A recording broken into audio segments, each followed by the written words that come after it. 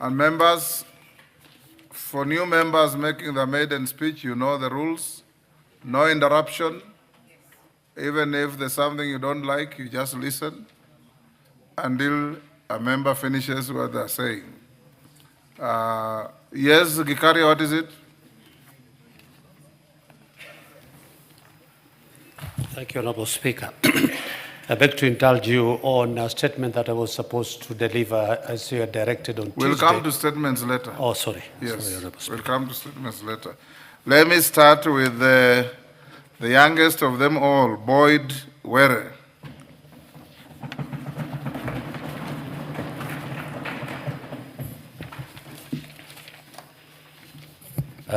You have 5 minutes. Okay. Since I will not want to interrupt you, obey the rules and spend 5 minutes. Okay. Thank you, Honorable Speaker, honorable members.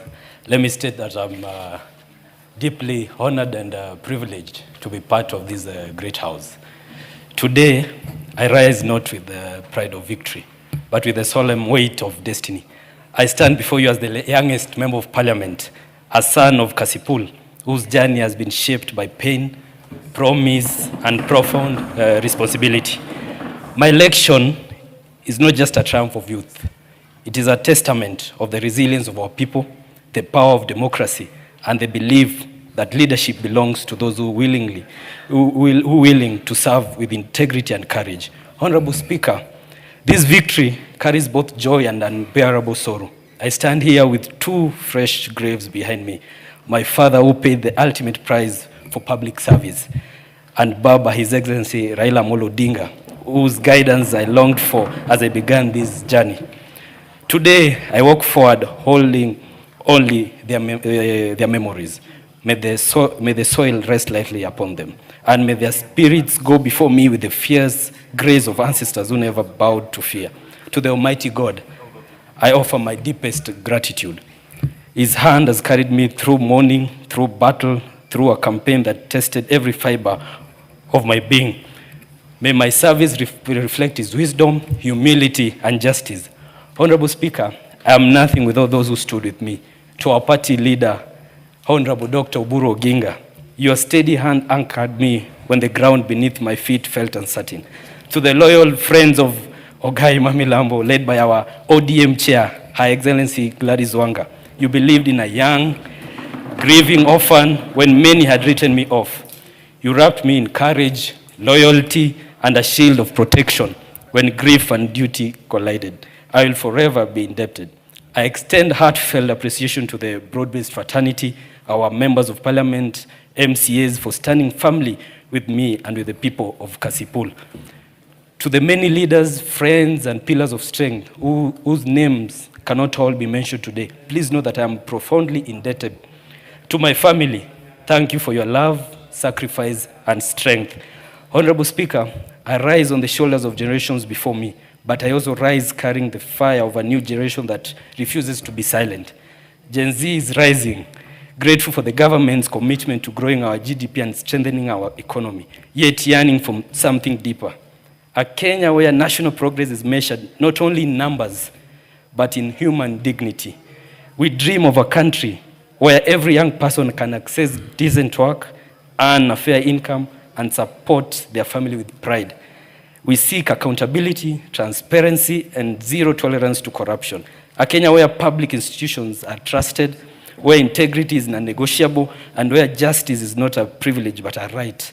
We long for a nation where opportunity is fair, governance is humane, the environment is protected, and where success is guided by a gross happiness index.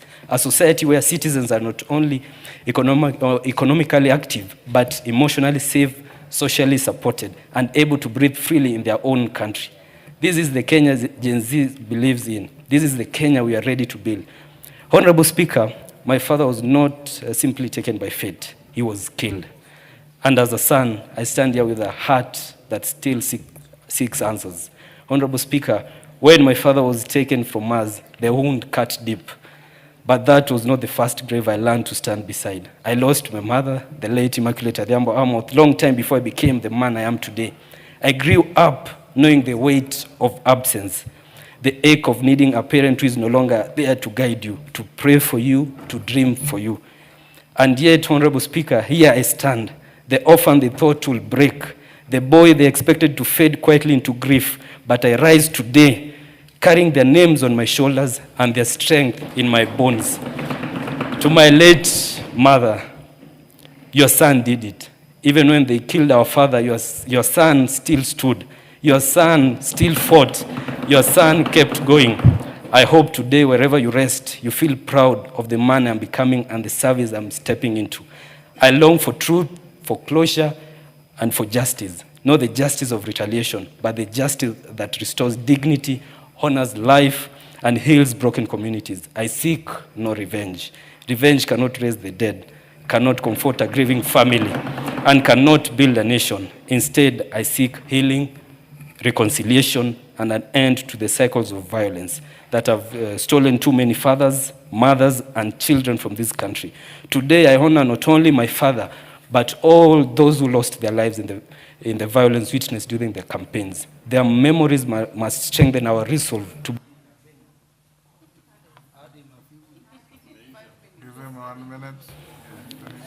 build a Kenya where no family loses a loved one because of politics, and where elections never again leave empty chairs at dinner tables. May their memories become seeds of peace, not bitterness.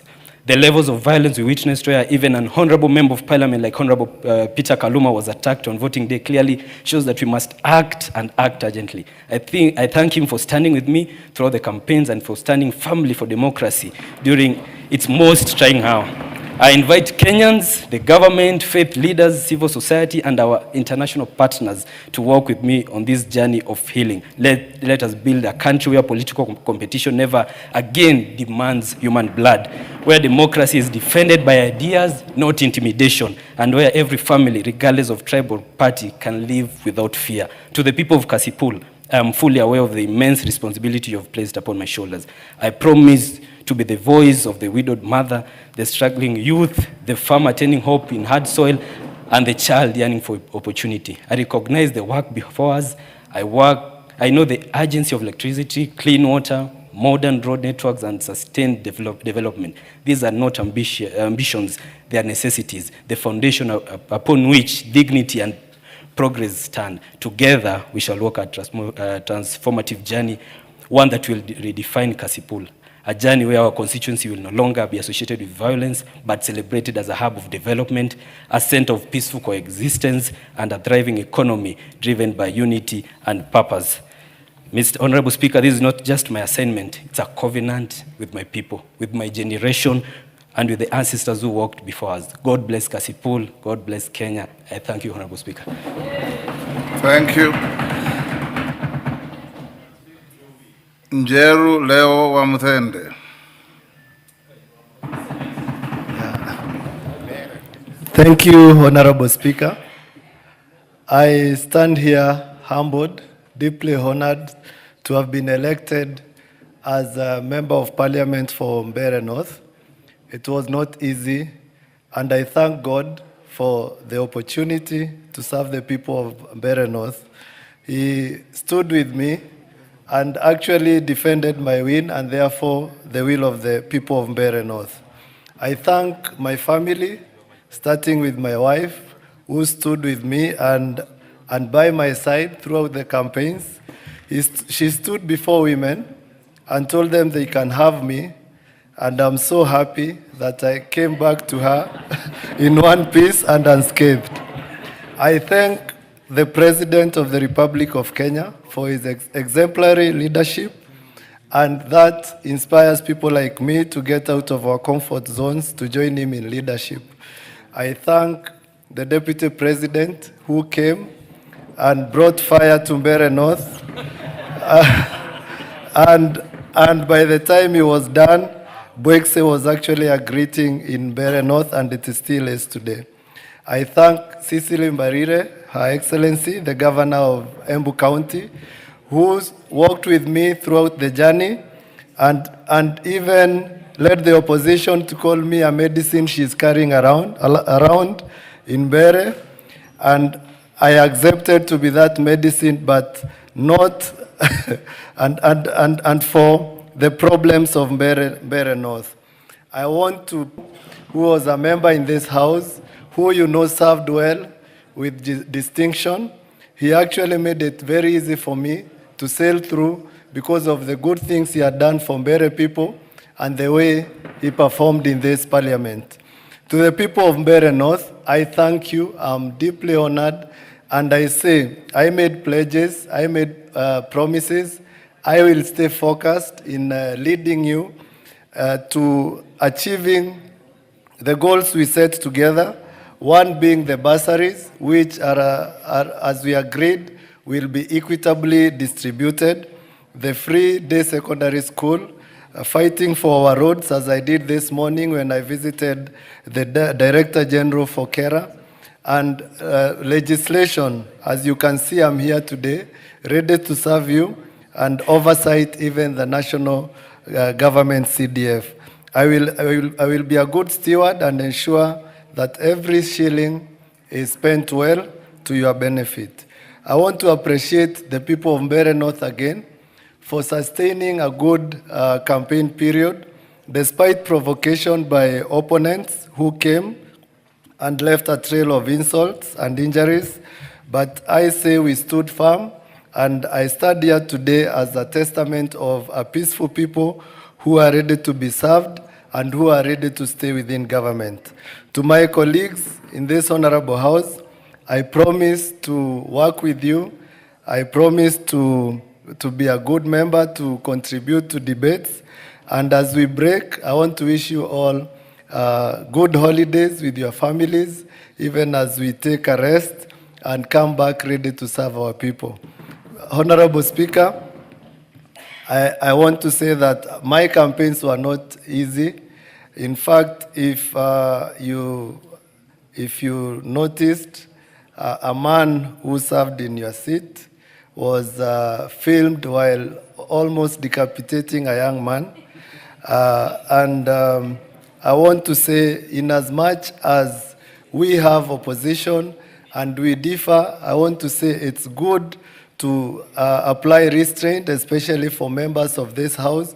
We are called honorable members, and I want to say, as a man who witnessed that before elections and post-election, post my election, I will stand firm to ensure that that doesn't happen, that does not happen to my people. I thank you for this opportunity, Mr. Speaker, and I promise to serve my people and fulfill the promises I made, which were many, so that all who voted for me and those who even didn't vote for me find fairness in my leadership. Thank you, Mr. Speaker. Thank you, Wamuthende. That man you are referring to was not only my classmate, but also roommate. And I have absolutely nothing with what he did. Omondi Moses Okoth.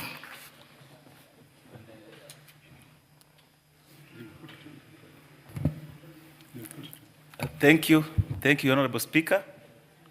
Honorable Speaker, I rise with deep gratitude to the people of Ugunja for entrusting me with their mandate in the recently concluded by-election, which were conducted in a peaceful and democratic manner. Their confidence in me is both humbling and inspiring. And their confidence also has also taught me a lesson of resilience and inclusivity. Mr. Speaker, I also want to extend my appreciation to my opponents, who are 9 in total. Their participation enriched the democratic process and ensured that the campaigns were vibrant, competitive, and reflective of the will of the people. Mr. Speaker, our Constitution envisaged dialogue, collaboration, coalitions as instruments of unity. The broad-based coalition that brought together my party, ODM, and our president exemplifies this vision. It steered our republic away from the moments of uncertainty and reset the path toward peace and stability, paving way for the transformative development across the country. Mr. Speaker, in Ugunja, we are already witnessing tangible progress. I must mention to this House that the President recently, a few months ago, was in Ugunja and launched a mega water project that is serving the two constituencies. The project is known as Ukwala Sega Water and Sanitation Project, which has really brought a lot of changes because, as you're aware, water is really a basic utility or commodity. Mr. Speaker, as I stand here today, there are quite a number of projects that have been earmarked by the national government for implementation. There is the currently ongoing construction of a modern market in Sidindi Market. We also have a road known as Sidindi, Sigomre, Masiro, which has equally been earmarked for tarmacking, Mr. Speaker. And therefore, as the member of Parliament for Ugunja, I have no reservation whatsoever to support this government, known as the broad-based government. Mr. Speaker, these initiatives, I'm sure that they will spur economic growth, enhance accessibility, and uplift the livelihoods. Mr. Speaker, the broad-based government also elevated my former boss, the CS for Energy and Petroleum, Opio Wandai, who was a dedicated development-oriented leader to national responsibilities in clean and sustainable energy programs. His example sets a standard for me, and I'm determined to uphold and build upon that legacy in Ugunja. For records, members, Omondi, who is now before you, has been the manager for constituency since 2013. And that has given me leverage on development agenda. So, in conclusion, Mr. Speaker, I pledge not to disappoint the people of Ugunja. My mission is to shape a vision that promotes continuous development, strengthen my oversight and administrative roles, and ensures that the sustainable development goals are localized and realized within our constituency. Mr. Speaker, thank you. Thank you. Well done, Omondi. Ndakwa David Athman, Malava. Thank you, Mr. Speaker, for the opportunity. Mr. Speaker, I rise today with deep humility and profound gratitude to deliver my maiden speech in this august house. I thank the Almighty God for granting me the opportunity and the privilege in this august house. Mr. Speaker, I also have to honor to be standing here as a representative of the Malava constituency. I extend my sincere appreciation to the voters of Malava constituency from all wards, mentioning West Kabras, East Kabras, South Kabras, Chimuche, Shiruku Mugai, Manda Shivanga, and Putali Chekulo. Mr. Speaker, I am deeply honored by their confidence, and I commit myself to serving with integrity, intelligence, and unwavering dedication. Mr. Speaker, sir, I would like also to acknowledge the County Assembly of Kakamega led by Speaker Namazi James, where I have served as a member of the County Assembly for West Kabras and also as a leader of minority for 8 years. Mr. Speaker, I also acknowledge my family who has given me the support, my party leader, His Excellency Dr. William Samoei Ruto, the Speaker of the National Assembly, who is dedicated, Honorable Moses Masika Wetangula, Prime Cabinet Secretary, who has been a mentor to me all through, and the entire leadership of the party, UDA, my campaign team, and also the entire broad-based government whose sacrifices made this journey possible. Mr. Speaker, sir, I also want to acknowledge my predecessors, Weranga Imasinde, Buruti Nabwera, Joshua Ngatia, Soida Shitanda, Malulu Injendi, may his God rest soul in eternal peace, who served this constituency before me, and I recognize their contribution, and I pledged to build upon their foundation that they laid. Honorable members, I stand here not merely as an individual, but as a voice for the aspiration and struggles that we go through and hopes of the people of Malava constituency who have elected me. My constituency faces challenges that require urgent and collective actions. Among them is poor facility in education, impassable roads, struggling agriculture, especially in the sugar sector, lack of electricity, and poor health facilities, lack of piped water, unemployment among the youth, an empowered, vulnerable group of women and people living with disabilities, among others. It is my firm commitment, Mr. Speaker, sir, to champion legislation, policies and development initiatives that uplift the living standards of our people and contribute to the prosperity of this nation. My vision, Mr. Speaker, is anchored in transparency, accountability, and service delivery. I affirm my commitment to be a servant leader to the people of Malava, and I promise to remain accessible to my constituency, to uphold the dignity of this House, and work tirelessly for the unity and progress of our beloved nation. I pledge to approach my duties with humility, to listen more, to learn from those who walked this path before me in performing these duties of legislation, oversight, and representation. I thank you, Honorable Speaker. I thank you, honorable members. I thank the people of Malava for having elected me, and may God bless Kenya. Thank you, Mr. Speaker. Thank you, honorable members for Mbeere North, Malava, Ugunja, and Kasipul for your maiden statements in the House.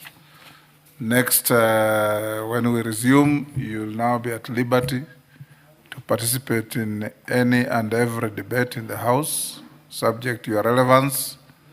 And at that time, you are also open to points of order and any other interruptions that your members, colleagues may wish, if and when they feel you have gone the wrong way. And I wish you a good journey in the politics of this House. I was at where you are in 1992 in this House. I wish you a long, fruitful journey. When all of you came to see me, I told you in this House, identify people who can mentor you. We have seniors here who can mentor you, who can assist you in getting to know the standing orders. Don't pick negative activities of howling in the House, or sometimes resisting when the chair tells you point of order, you persist on remaining upstanding and gesturing menacingly at others. That is not how you grow in politics. I'm not pointing out at any member. I'm just saying that I expect nothing less. To whom more is given, much more is expected. Thank you. Next order. Sorry. Order number 6, notices of motion.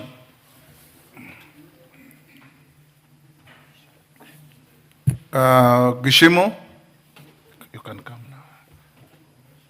So after Gishimu's notice of motion, you go to number 8, then you come to